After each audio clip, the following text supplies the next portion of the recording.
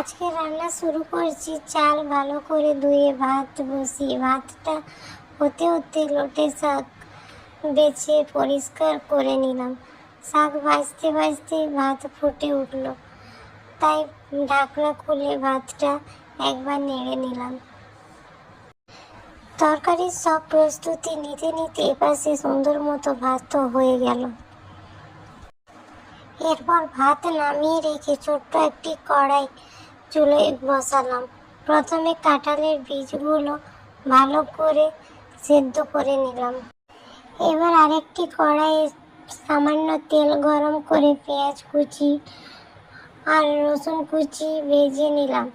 পেঁয়াজ রসুন সুন্দর ঘ্রাণ বের হলে হলুদ গুঁড়ো, লবণ, লঙ্কার গুঁড়ো আর সেদ্ধ করা কাঁঠালের বীজ দিয়ে ভালো করে নেড়ে চেড়ে ভেজে নিলাম। তারপর অল্প একটু পানি দিয়ে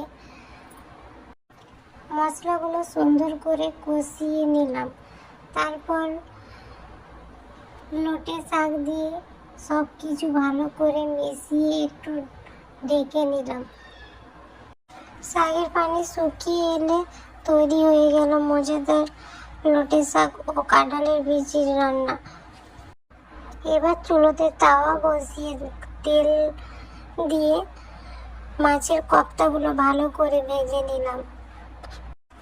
গরম ভাতের সাথে লোটে শাক আর মাছের কোপ্তা একদম ঘরোয়া